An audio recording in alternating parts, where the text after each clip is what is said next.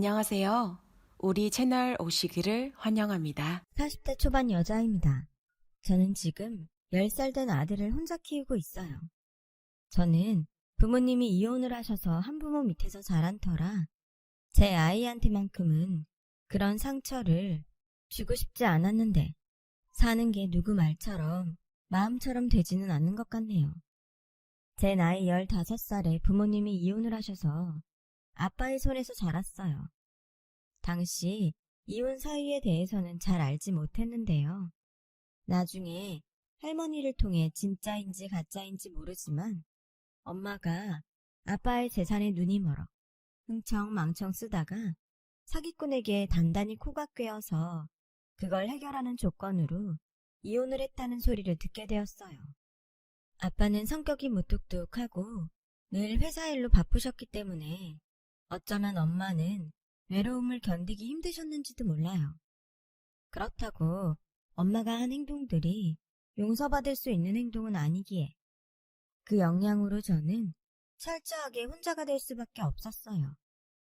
그래서 저는 사춘기지만 사춘기 행동을 받아줄 부모가 없었고 어쩌다 아빠와 둘이 집에 있을 때면 그 자체가 너무 어색하고 불편해서 제가 먼저 자리를 뜨게 되는 일이 비일비재했어요. 그런 아빠였지만 저도 아빠에게 감사한 점도 있었죠. 아빠가 꽤 큰 제조회사를 운영하는 사장님이라는 것이었죠. 아빠는 당신이 바쁜 대신 언제나 저에게 용돈을 넉넉하게 주셨고 돈이 많으니 저는 늘 경제적으로 아쉬운 일이 없게 청소년기를 보낼 수 있었어요. 그런데요, 아빠와 단 둘이 살면서 가장 듣기 싫은 말이 하나 생겼었어요. 그건 바로 엄마 없는 애는 티가 난다는 말이었어요. 그래서 엄마 없는 티를 내지 않으려 제가 가진 돈으로 그걸 커버하려고 했고 저희 예상과 달리 친구들은 제가 아닌 저의 돈을 쓰기 위해 저를 이용하려고 들면서 혼자 상처받는 일이 많았어요. 그러면서 알게 됐죠. 제가 저의 약점을 감추려고 하면 할수록 그것이 더욱 도드라져 보인다는 것을요. 집에 돈이 많아도 어느 순간부터 그걸 오히려 티내지 않는 사람이 되었어요. 가장 친한 친구 몇 명 외에는 저희 집이 경제적으로 아주 넉넉하다는 것을 알지 못했고 나중에 저와 연애를 하게 된 남편조차도 이 사실을 알지 못했어요. 남편은 저희 아빠와 다르게 말이 많고 또 사람의 기분을 잘 헤아릴 줄 아는 다정다감한 사람이었죠. 이 사람이 오로지 저 하나만을 보고 저를 좋아해 주길 바랬기에 결혼 이야기가 오고 갈 때까지도 경제적인 것들을 모두 오픈하지 않았어요. 남편이 저희 엄마나 친구들처럼 돈 때문에 변하는 것을 정말이지 보고 싶지 않았거든요. 그래서인지 남편은 당연하게 제가 그리 넉넉하지 못한 집에서 자랐다고 생각했고 그에 반해 건물도 하나 있고 그 건물에서 나오는 월세로 생활하는 자기 부모님이 저희 아빠에 비해 훨씬 능력이 좋다고 생각했었나 봐요. 저는 그걸 결혼 전까지 별로 대수롭지 않게 여겼어요. 말을 안 했을 뿐이지 돈이라면 저희 집도 꿀리지 않게 많았으니까요. 그런데요, 뜻하지 않았던 문제가 생겼어요. 바로 저희 부녀가 너무 검소하다는 것이었어요. 아빠는 회사 사장님이시지만 10년도 넘은 양복을 아직도 수선해서 입으세요. 제가 뭐 살가운 딸도 아니고 아빠의 옷까지 챙기지는 않아서 아빠는 상견례장에 당연히 그런 양복 중 하나를 입고 오셨더라고요. 저 역시 단정하게만 보이면 된다는 생각에 마냥 단정하게만 입고 상견례장에 갔는데 저희 부녀의 모습을 본 시어머니는 무례라는 것도 인지하지 못한 채 다 들리는 혼잣말을 하시는데 지금 생각하면 그때가 어쩌면 이 결혼을 멈출 수 있었던 마지막 기회가 아니었나 생각이 드네요. 아휴, 누가 부녀지간 아니랄까봐 이런 자리에 나오면서 어떻게 이러고 나와? 엄마, 다 들려요. 내가 뭐 없는 소리 했어? 그래서 엄마가 결혼은 좀 두루두루 보고 하는 거라고 했지? 너는 애가 너무 순진해서 문제야. 저는 그 말을 다 듣고 속으로 당황하긴 했지만 워낙 긴장을 하고 있던 탓이었는지 문제를 삼을 생각을 하지 못했습니다. 저희 아빠 역시 아무렇지 않다는 듯 앉아 계셔서 상견례 자리는 그냥 그렇게 시작하게 되었어요. 과정이 어찌되었건 이렇게 만나뵙게 되어서 반갑습니다. 식당 예약을 제가 했는데 음식이 입에 맞으실까 모르겠어요. 저희 아들이 워낙에 부족함 없이 자라서 할 줄 아는 게 별로 없지만 아무쪼록 사위를 좋게 봐주세요. 아, 네. 저희 아빠는 시어머니의 고상한 말에 아주 간단히 단답형으로 대답하셨어요. 원래 그런 사람이라 저는 놀랄 것도 없었지만 시어머니와 남편은 많이 당황한 눈치였고 그런 와중에도 시어머니는 고상함을 잃지 않고 이야기를 계속 이어나가셨는데 저희 남편이라도 같이 나왔으면 사돈어른께서 조금 편하셨을 텐데 하필 급한 일이 생겨서 이렇게 저만 나오게 됐네요. 오늘 식사 맛있게 하시고 아이들 결혼에 대해서 생각하신 거 있으시면 편하게 말씀 주세요. 저는 편합니다. 그리고 저는 뭐든 괜찮습니다. 아이들이 원하면 원하는 대로 해줄 생각입니다. 아, 네. 순간 저는 봤어요. 잠깐이었지만 시어머니의 표정이 싸늘하게 굳었고 저는 그게 저희 결혼 생활에 어떤 영향을 끼칠지도 모른다는 생각이 들었어요. 그래서 솔직히 아빠가 야속했고 조금은 원망도 했어요. 어른이 되고 나서 엄마처럼 이혼할 바에는 결혼하지 않겠다고 줄곧 생각한 저였는데 우연히 남편을 만나고 또 남편의 사랑과 관심을 받으면서 누구보다 남편과 결혼을 하고 싶은 사람이 저였거든요. 그러니 혹여 저희 아빠 때문에 결혼이 엎어지기라도 하면 어쩌나. 저는 속으로 전전긍긍할 수밖에 없었죠. 시어머니는 표정 관리가 어려운지 자꾸만 냉수를 마셔대는데 저는 어서 빨리 이 자리가 끝나길 마음속으로 바랄 수밖에 없었어요. 그리고 남들처럼 쉽게는 아니었지만 걱정한 것에 비해 무사히 결혼식을 올린 저는 앞으로 남편과 행복하게 살 일만 남았다고 생각했죠. 신혼여행을 다녀오고 시댁에 인사를 가니 저를 기다리는 건 시어머니의 불만 섞인 막말이었어요. 야, 내가 진짜 그냥 넘어갈까 했는데 네 얼굴을 보니 도저히 넘어갈 수가 없다. 니네 아버지 원래 그러시니? 아니면 뭐 내 아들이 마음에 안 드시는데 억지로 결혼시키시는 거래? 내가 진짜 생각하면 할수록 속에서 열이 뻗쳐서 잠을 못 자. 어머니 오해세요. 저희 아빠가 원래 말수도 없으시고 무뚝뚝하셔서 그렇게 보였던 것 뿐이에요.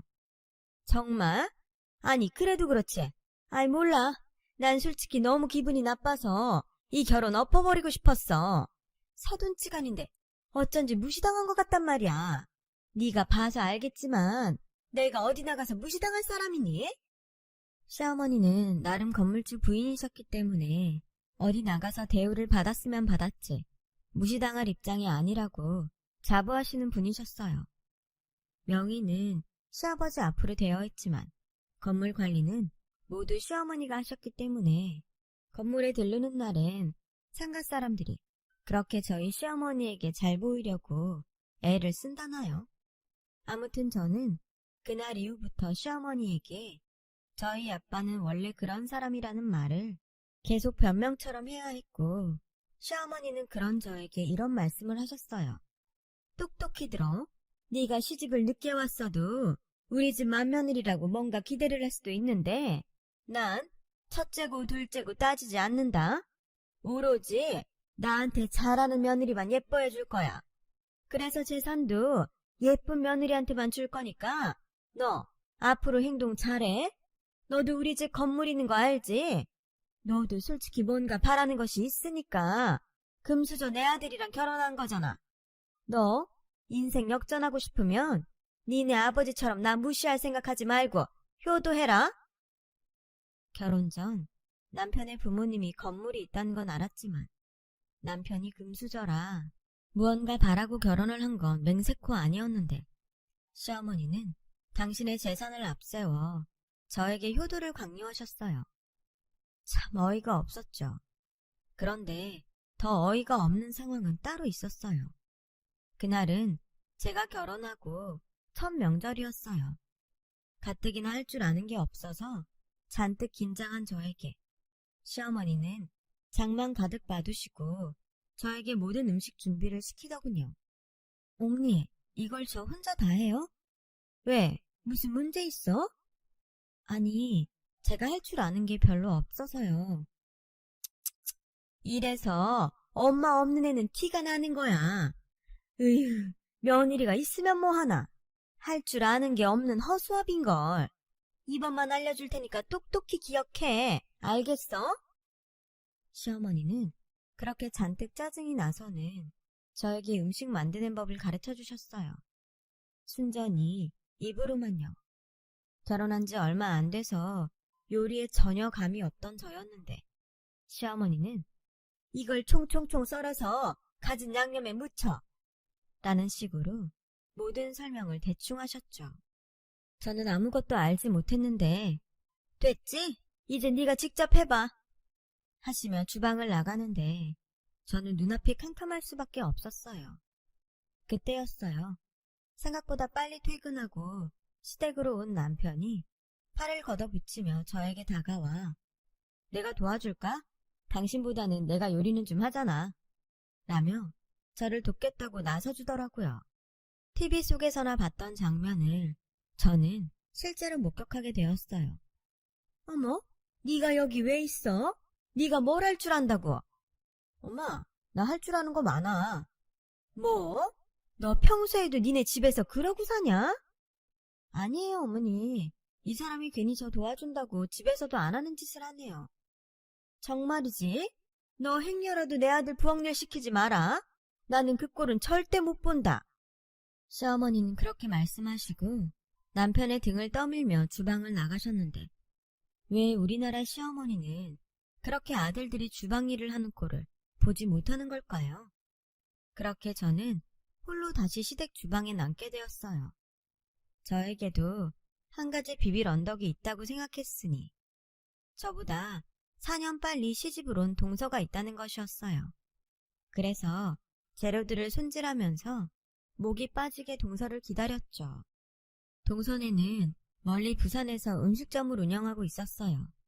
그래서 결혼식 때 얼굴을 잠깐 보고 제대로 이야기를 해본 적도 없었는데 동병상련이라고 하잖아요. 다른 집들 보면 그래도 동서지간끼리 사이좋게 음식도 하고 시댁 욕도 한다기에 저는 동서가 오면 뭔가 도움을 받을 수 있을 거라는 희망을 품었어요. 하지만 기다리는 동서는 아무리 시간이 지나도 오지를 않았고 저는 핸드폰 속 레시피에 의존하며 시어머니가 만들라고 하는 모듬전과 LA갈비 그리고 잡채와 각종 나물 무침 등을 만들어 상을 차렸는데 시간이 8시가 넘었어요. 당연히 시어머니는 밥이 왜 이리 늦냐며 저에게 짜증을 내셨고 시아버지는 배고픔을 참다 못해 이것저것 군것질을 하셔서 입맛이 없다고 하시는데 그때는 정말 제가 죄인이라도 된 것 같은 기분이더라고요. 그때였어요. 제가 죄인의 기분을 느낄 때 초인종 소리가 들렸고 양손에 과일과 명절 선물 세트를 사들고 동서네가 모습을 보였어요. 그리고는 어머님 아버님 저희 왔어요. 저희가 많이 늦었죠. 죄송해요. 가게 정리하고 출발했더니 시간이 이렇네요.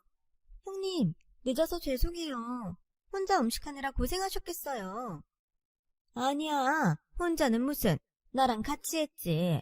그리고 너는 놀다 온 것도 아니고 돈 벌다가 늦은 건데 괜찮아. 요즘도 가게가 그렇게 잘 돼? 말도 마세요. 요즘 무슨 바람이 불었는지 사람들이 장난 아니에요. 그리고 어머님 아버님 용돈이요. 어머, 뭘 이런 걸. 이런 거 하려고 돈 버는 거잖아요. 이번에 장사가 잘 돼서 용돈 좀 넉넉히 넣었어요. 아, 식사 중이셨어요? 시간이 많이 늦었네요. 말도 마라. 이게 음식인지 뭔지. 네 형님은 손이 아주 똥손이야, 똥손. 제가 빨리 와서 같이 해야 했는데. 제가 부산에서 별명이 장금이거든요. 다음 명절엔 제가 빨리 와서 형님 음식 좀 가르쳐드려야겠다. 그래요. 먼 길 오느라 힘들 텐데 동서랑 도련님은 식사하셨어요? 저희는 휴게실에서 대충 먹었어요. 당연히 이 시간이면 다 드셨을 것 같아서. 저희는 괜찮아요. 아니, 왜 휴게실에서 밥을 먹어? 에휴, 뭐라도 제대로 된 음식이 있어야 집에 와서 밥을 먹으라는 소리를 하지. 이러다 우리 큰아들은 굶고 살겠어. 아니야, 나 밥 잘 먹고 다니거든. 괜히 엄마는 이 사람 기죽이고 그래요. 맞아요, 어머님. 형님은 새색시잖아요. 그러지 마시고 식사 다 하셨으면 저랑 과일 먹고 놀아요. 이번에 김포에 있는 건물 시세가 많이 올랐다면서요? 너도 알고 있었니? 그래, 이번에 거의 3배가 올랐잖아. 내가 인생 말년은 팔자가 확 필 모양이야. 시어머니는 동서가 오자 얼굴 가득 환한 웃음꽃을 피우고 거실로 가셨어요. 뭐 음식이 입에 맞지 않았을 수도 있지만 남은 음식량이 어마어마하다 보니 이걸 또 저 혼자 치워야 하나 하는 생각에 저도 짜증이 나더라고요. 남편은 제 눈치를 보긴 했지만 시아버지와 자기 동생에게 붙들려 고스톱판에 껴있고 하하호호 시어머니와 동서는 큰 소리로 수다를 떠는데 저 혼자 주방에서 이게 뭔가 하는 기분이 들었어요. 그리고 힘들게 설거지와 주방 정리를 다 끝내니 마치 기다렸다는 듯 동서는 저에게 이렇게 말했어요. 형님, 커피 좀 부탁드릴게요. 자기도 마실 거지? 2잔이요.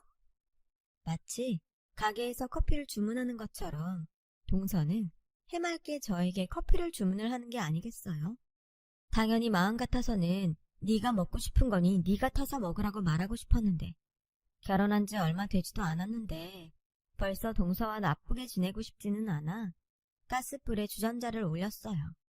그렇게 드디어 저는 동서 내외에게 줄 커피를 가지고 주방을 나갈 수 있었고 시어머니는 저와 동서를 번갈아 보면서 마치 낚시꾼이 미끼를 던지듯 자신의 부를 자랑하기 시작하는데 그걸 가만히 듣고 있으니 내가 지금 이 말 같지도 않은 말을 왜 듣고 있는 거지? 하는 생각이 절로 들었어요. 니네들은 시댁이 이렇게 잘 사니 얼마나 좋니? 내가 시집 왔을 때는 이 집구석에 아무것도 없어서 앞으로 어떻게 사나 참 막막했는데 이렇게 내 덕에 건물도 사고 건물값이 계속 오르고 있으니 얼마나 신이 나. 안 그러니? 이게 다 너네 몫이 될 텐데 니네 이 재산 받고 싶으면 우리한테 잘해야 한다. 벌써 그 비슷한 소리를 몇 번을 하는 건지. 응당 자식이라면 돈이 없어도 부모에게 잘할 텐데. 시어머니는 계속 자신에게 돈이 있으니 그 돈을 물려받고 싶으면 당신 내외한테 잘해야 한다고 강조하고 또 강조하셨어요. 그런데요, 그런 시어머니보다 더 심각한 사람은 따로 있었죠. 그게 바로 동서더라고요. 어머니, 저는 그 건물 아니어도 어머님 아버님한테 잘할 거예요. 여태 보시고도 모르시겠어요? 저는 그냥 하는 소리가 아니라 진짜로 어머님 아버님을 저희 엄마 아빠라고 생각해요. 어쩜 너는 그렇게 말을 예쁘게 잘하니? 아휴, 네가 우리 집 근처에 살았어야 했는데 하나도 쓸모없는 게 근처에 있고 너처럼 예쁜 것이 그 멀리 있다니 내가 아주 서운해. 너 이참에 우리 건물에 니네 가게 분점 낼래? 여보, 우리 건물 1층에 얘네들 가게짜리 있지 않아요? 있기야 있지. 사람들이 나가려고 하질 않아서 문제지. 그건 그래요. 우리 건물 위치가 워낙에 좋으니 사람들이 어지간해서는 안 나가려고 그런다니까. 그래도 내가 봐서 둘째 니네 분점짜리 만들어 볼게. 니네 여기서도 장사하면 좋잖아. 어머, 그럼 저희야 너무 좋죠. 제가 만약 여기에 분점 내면 진짜 잘할게요. 아, 형님, 아까 제가 과일 사왔는데 그것 좀 깎아오실래요? 그게 비싼 과일이라고 해서 제가 꼭 어머님 드리고 싶었거든요. 형님, 가만히 계시면 심심하니까 과일 좀 부탁해요. 때리는 시어머니보다 말리는 시누이가 더 밉다더니 동서는 연신 시어머니에게 잘 보이려 그렇게 알랑방귀를 끼면서 계속 저에게 이것저것을 시켰어요. 저는 너무 피곤해서 당장이라도 쓰러질 것 같은데 동서가 늦게 온 탓인지 시부모님은 주무실 생각도 하지 않으시더라고요. 그렇게 12시가 넘어서 겨우 저는 작은 방에 이부자리를 펼 수 있었어요. 당장에 가까운 저희 집에 가서 잠을 자고 싶었지만 차마 시어머니에게 집에 가서 자고 오겠다는 말은 못하겠고 남편 역시 제 눈치만 볼 뿐 딱히 도움이 되지 않더라고요. 아, 이래서 시집가면 명절이 싫다고 하는가 보다 라는 것을 뼈저리게 느끼게 되었죠. 저는 그렇게 첫 명절을 끔찍하게 보냈어요. 그리고 다시 일상으로 돌아왔는데 시어머니는 별것도 아닌 일에도 뻑하면 저를 불러 이것저것을 시키셨고 제가 한 것이 당신 마음에 들지 않으면 동서를 이야기하면서 계속 저와 동서를 비교하고 저울질하는데 저도 슬슬 참을성이 한계에 닿았어요. 게다가 제가 결혼 전 연초에 승진을 해서 본격적으로 일이 바빠졌었거든요. 시어머니는 제가 회사 일로 바쁘건 말건 당신이 원하는 것만 일방적으로 요구하셨어요. 예, 너 이따 보쌈용 고기 좀 사와라. 오랜만에 집에서 고기 좀 삶아 먹게. 너 고기 삶을 줄은 알지? 모르면 네 동서한테 물어봐. 그리고 오늘은 퇴근 시간보다 좀 빨리 와라. 고기 삶으려면 시간 걸리니까. 저기, 어머니, 오늘은 제가 야근을 해야 할 것 같아서 힘들 것 같아요. 뭐? 너 지금 우리 집에 오기 싫어서 야근 핑계 대는 거니? 그럴 리가.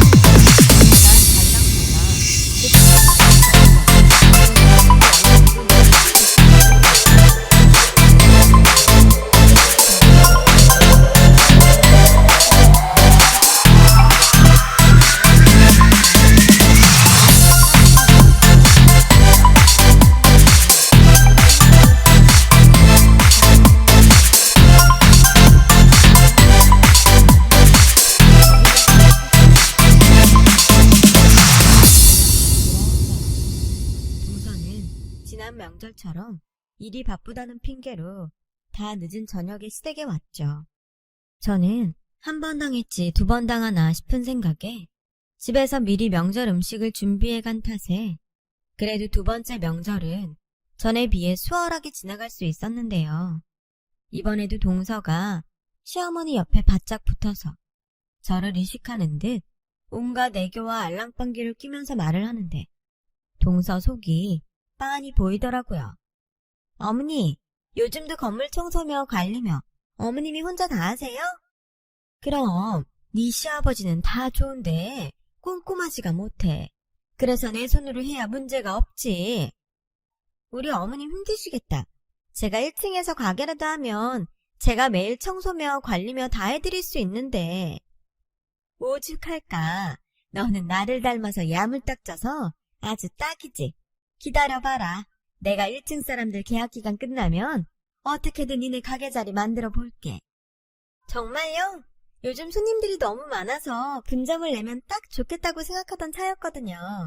요즘 가게 차리는데 돈이 너무 많이 들어서 걱정했는데 역시 어머님이 제 구세주세요. 너 그래도 세는 꼬박꼬박 내야 한다. 당연하죠. 그 건물짜리면 장사가 돼도 더 잘 될 텐데. 제가 월세는 물론이고 용돈도 아주 팍팍 드릴게요.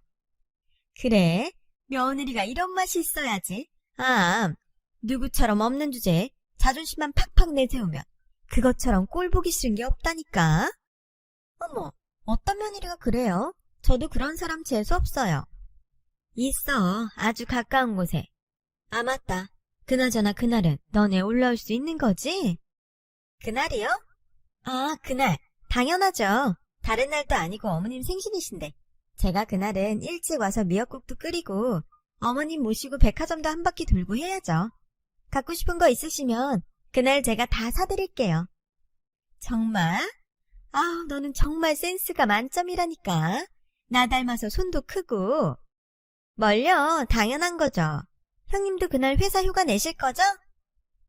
아, 저는 그날 봐야 알아요. 다음 달도 아니고 3달 뒤라 지금은 뭐라고 말하기가 좀 힘드네요. 가급적이면 무리를 해서라도 휴가를 낼 건데 제가 지금 하는 일이 회사에서 많이 중요한 일이라서. 봐라. 무슨 일을 얼마나 대단하게 하는지 아주 일한다고 저 혼자 유세를 떤다니까. 직장 없는 사람 서러워서 어디 살겠어? 형님, 이건 그냥 제가 먼저 시집온 사람으로서 얘기하는 건데요. 결혼 전이면 몰라도 결혼 후에는 일보다는 집이 먼저예요. 그거 감당 안 될 것 같으면 회사를 그만두셔야 하는 거 아닌가요? 저는 몇 번 보지도 않았지만 동서의 선을 넘는 태도에 더는 참을 수가 없었어요. 당장 코앞도 아닌 3달 뒤 일정을 지금 당장 이야기하라는 것도 웃긴데 감당되지 않으면 직장을 그만두라니 이게 지금 말이 되는 건가요? 그래서 제 분을 못 이겨 자리에서 벌떡 일어나 그 길로 집으로 돌아와 버렸어요. 그러자 먼전 명절에는 제 눈치를 살피던 남편은 그날은 제가 집을 나간 건 신경 쓰지 않았고 다 늦게 술에 취해 집으로 온 남편은 시댁에서 무슨 소리를 들었는지 저에게 시비를 걸더라고요. 당신 진짜 너무한 거 아니야? 어떻게 며느리가 명절에 팽하니 시댁을 나갈 수가 있어? 당신 가고 우리 엄마가 나한테 얼마나 노발대발했는지 알아? 자기 재산 다 처리해준다고 난리도 아니었어. 그깟 재산에 내가 어디까지 참아야 하는데 나 그 돈 없어도 먹고 사는데 지장 없거든? 당신이야말로 원래 그런 사람이었니? 난 자기가 그렇게 돈돈거리는 사람인지 몰랐어. 정말 실망이야. 실망? 세상에 돈 싫어하는 사람도 있어? 당신도 솔직해져봐. 당신도 돈 좋아하잖아. 그러니까 그렇게 기를 쓰고 회사 일하는 거 아니야. 일이 좋다는 말 같지도 않은 가식 그만 떨고 눈에 보이는 재산에 집중하자고. 재수씨 반만 따라가 봐라. 뭐라고? 지금 사람을 어디다 갖다 붙여? 그렇게 돈이 좋으면 자기가 자기 부모님한테 살랑거려. 왜 자꾸 엄한 나를 시키는데? 그리고 당신도 눈이 있고 귀가 있으면 알잖아. 당신 어머니가 나한테 어떻게 하시는지. 그걸 보고도 나한테 동서처럼 하라는 거야? 또 그 소리. 나도 자식이야. 당신이 자꾸 우리 엄마 나쁘게 말하면 나도 장인어른 나쁘게 말할 수밖에 없어. 난 뭐 장인어른한테 불만 없는 줄 알아? 뭐라고? 우리 아빠가 살가운 사람은 아니지만 당신한테 무례하게 한 적 있어? 난 100번, 1000번 무례하게 하셔도 괜찮아. 근데 나도 솔직히 처가 돋보고 싶지 않겠니? 물론 내가 당신 아무 조건 없이 사랑해서 결혼한 건 맞지만 당신 집 정말 내가 생각한 것보다 너무 없잖아. 정말 어이가 없었어요. 물론 남편의 말에 이해는 갔어요. 저희 아빠가 혼자 사시는데 큰 집이 뭐가 필요하냐며 원룸에서 지내시거든요. 제가 생각해도 보이는 것만 봐서는 저희 아빠가 회사 사장님이라는 것을 믿을 수 없을 것 같긴 해요. 하지만 그렇다고 불만이라니. 저는 그제야 제가 믿었던 남편이 영 다른 사람이라는 것을 깨달았고 깨달음과 동시에 마음이 식어버리는데 무슨 하늘의 장난인지 제가 임신을 했더라고요. 하지만 부부 사이가 별로 좋지 않아서인지 남편은 제가 임신을 했다는 사실에도 별로 기뻐하지 않더라고요. 시어머니는 행여 자기한테 아이 맡길 생각은 처음부터 하지 말라고 하는데 앞으로 제가 이 집에서 평범한 행복을 누리며 살 길은 없어 보이더라고요. 그래도 아이를 생각해서 저는 이혼은 생각하지 않기로 했어요. 한부모 손에 자란 아이가 어떤 외로움을 느끼는지 너무나 잘 아는 저였으니까요. 그렇게 불편한 시간은 흘러 시어머니의 생신날이 되었어요. 저는 미리부터 휴가를 쓰려고 했지만 입덧으로 힘든 시간을 보내고 있었기에 일이 많이 지체되어 있었죠. 설상가상으로 거래처들하고도 미팅 날짜가 맞지 않아 저는 어쩔 수 없이 휴가를 쓰지 못하고 일을 하고 뒤늦게 시댁으로 향했는데 제가 집 안으로 들어가자 시어머니는 싸늘한 눈빛으로 저를 쏘아봤고 생일상을 차린 동서는 희죽거리며 저에게 얄밉게 말을 하는데 저는 우선 시어머님의 생신이니 참자고 가슴으로 참을 인을 새기고 또 새겼어요. 어머, 형님 오셨네요. 저는 안 오시는 줄 알았어요. 그러게, 나도 네가 내 생일 잊어버린 줄 알았다. 죄송해요. 최대한 빨리 오려고 했는데. 또 그 대단한 일 때문이겠지. 가만 보면 니네 아버지도 그렇고 너도 그렇고 사람을 배려할 줄 몰라.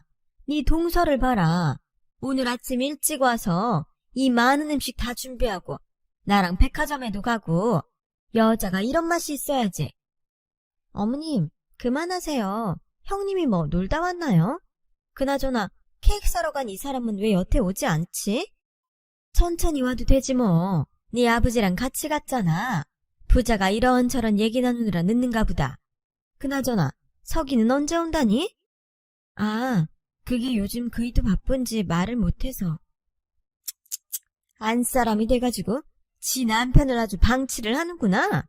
옛말에 그래서 집안에 사람이 잘 들어와야 한다고 하는 거야. 네가 잘해봐. 그럼 내 아들이 너한테 말을 안 했겠니? 얼마나 살가운 앤데. 너랑 결혼하고 얼굴에 그늘이 다 졌잖아. 너 계속 이딴 식으로 하면 나 그냥 내 재산 다 둘째한테 줄 거니까 너 그런 줄 알아. 너는 그 잘난 직장에서 버는 돈으로 아등바등 살면 되지. 안 그러냐? 저는 저를 대놓고 무시하는 시어머니와 옆에서 시어머니 말에 웃고 있는 동서를 보고는 더는 참을 수가 없었어요. 제가 여기서 참으면 앞으로도 계속 참고 살아야 할 텐데 태어날 아이한테 그 모습은 보이고 싶지 않더라고요. 그래서 저는 시어머니에게 잊지 못할 선물을 해드리자고 결심했어요. 어머니, 전에도 말씀드렸지만 저는 어머님 아버님 재산에 전혀 욕심이 없어요. 그래? 꼴에 자존심은 있다는 거지? 아니요. 자존심도 자존심이지만 제가 돈이 아쉽지 않거든요. 실례지만 어머님이 말씀하시는 재산이 얼마인가요? 뭐? 얘 하는 소리 좀 봐. 시어머니는 저의 말에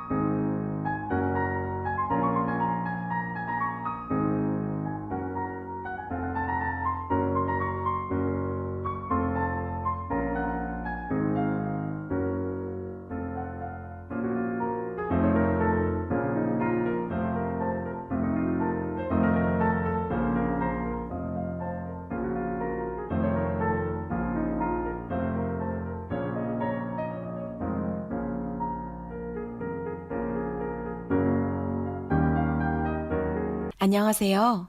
우리 채널 오시기를 환영합니다. 꽤나 당황한 얼굴을 하셨어요. 하지만 동서는 자기도 궁금한지 시어머니의 대답에 집중하고 있었고, 때마침 케이크를 사러 나갔다던 시아버지와 도련님, 그리고 저와 계속 냉전 중인 남편이 집으로 오면서 파는 커질 대로 커져버렸어요. 여보, 얘가 우리 재산이 얼마냐고 묻네요. 나 참 기가 막혀서. 우리 한 20억 되죠? 아, 20억이요? 잠시만요. 저는 그냥 차분한 모습으로 모바일 뱅킹에서 저의 계좌를 열었어요. 그리고 계좌에 찍힌 금액을 시어머니에게 보여드렸는데요.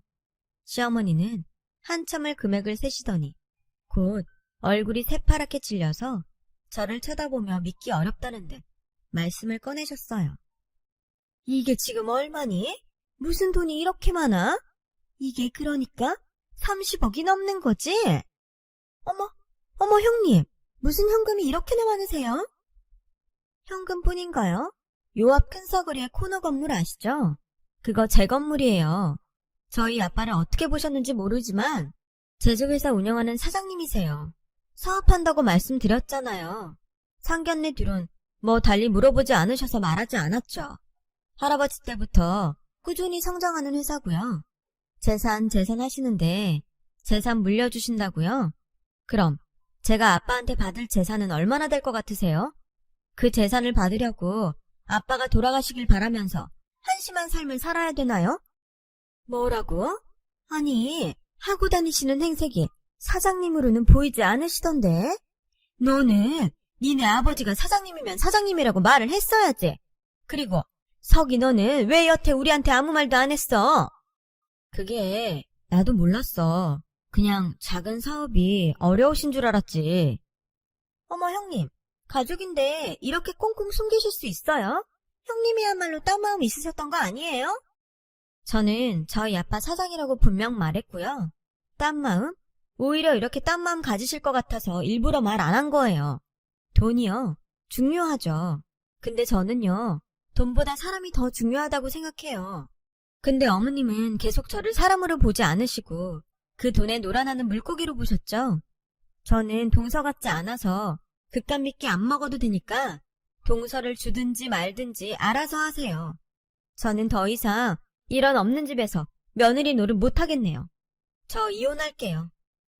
그렇게 말하고 시댁을 나왔어요. 제가 나오자 남편은 신발도 제대로 신지 않고 맨발로 나와 저를 붙들었는데 저는 그런 모습도 꼴 보기 싫더라고요. 자기야, 내가 잘못했어. 처음부터 끝까지 우리 집 잘못이고 내 잘못이야. 그러니까 이혼하겠다는 말은 하지 마. 당신 홀몸도 아니잖아. 내가 우리 집이랑 아주 연을 끊고 살게. 그 연, 나랑 우리 애한테도 끊고 살아. 난 당신 식구들도 그렇고 당신도 이젠 진짜 별로야. 왜? 이젠 내가 돈이 많다고 하니까 나한테 들러붙는 거야? 아니면 이제는 처가 덕을 좀 볼 수 있을 것 같아서 비굴하게 구는 거니? 까놓고 당신이랑 나는 문제 없잖아. 나는 당신이 그렇게 돈이 많은지도 몰랐고 오로지 당신 사랑하는 마음으로 결혼까지 했는데 이제 와서 이혼하자고 하면 나는 억울하지. 억울해? 나도 억울해. 난 당신이 이런 사람인 줄 모르고 그 수모를 다 겪었잖아. 나도 한때는 당신이 오로지 사랑만으로 나를 선택해줘서 그게 고마웠어. 근데 있잖아, 이미 난 당신의 바닥을 다 봐버려서 어떤 이유에서도 당신이랑 살고 싶지 않아. 당신이 정 싫다고 하면 소송이라도 걸 테니까 준비해. 저는 그 길로 남편과 이혼을 진행했어요. 남편은 순순히 이혼할 생각이 없는지 저희 부부는 소송을 하게 되었어요. 홀몸이 아닌 저를 위해 아빠가 아는 변호사를 통해 발로 뛰시며 저의 이혼을 성사시켜 주셨어요. 한때는 자식인 저에게 관심이 전혀 없다고 생각했던 아빠였는데 아빠는 소송 때문에 알게 된 저의 결혼 생활에 남편과 시댁을 아주 끝장내겠다며 화를 내셨죠. 저는 태어나 처음으로 아빠의 그런 모습을 보면서 사실은 아빠가 저에게 관심이 없었던 것이 아니라 언제나 제가 원하는 것을 해주려고 그랬던 거라는 것을 알게 되었어요. 그렇게 1년 정도 걸려 저는 완전한 이혼을 할 수 있었어요. 시댁으로부터 정신적인 위자료도 톡톡히 받아낼 수 있었고요. 남편은 재판 결과에 승복할 수 없다며 몇 번이고 저를 찾아와 진상을 부리긴 했지만 그때마다 저희 아빠가 무섭게 저를 대신해 남편을 상대하니 남편도 더는 어쩌지 못하더라고요. 그 후 저는 아이를 키우며 싱글맘이 되었어요. 아빠는 무엇이든 말하면 해주겠다고 지금도 말씀하시는데 이혼의 책임은 저의 몫인 것 같아서 아빠의 도움은 받지 않겠다고 했어요. 사실 따지고 보면 이미 너무 많은 것을 받았고 또 아이가 크면서 돈이 결코 쉬운 것은 아니라는 것을 꼭 가르치고 싶었거든요. 그래서 저는 앞으로도 계속 성실하게 아이에게 일하는 엄마의 모습을 보여주고 싶어요. 다행히 저희 아들은 아빠가 없어도 씩씩하게 잘 크고 있습니다. 아직은 어린 나이인데도 자기가 남자라며 여자인 저를 지켜주겠다는 감동의 말도 해주는데 이런 아들이 있어서 그런지 저는 하루하루가 아주 행복하답니다. 이제 외롭지도 않고요. 인생에는 정말 정답은 없는 것 같아요. 항상 바른 생각으로 최선을 다한다면 그것이 정답으로 가는 길이 아닌가 생각하며 지금까지 제 긴 이야기를 들어주셔서 너무 감사합니다. 보람되고 행복한 하루 되세요. 여러분, 사연 댓글에 응원과 현명한 조언 부탁드려요. 좋아요와 구독은 저에게 큰 힘이 됩니다. 오늘도 좋은 일 가득하세요.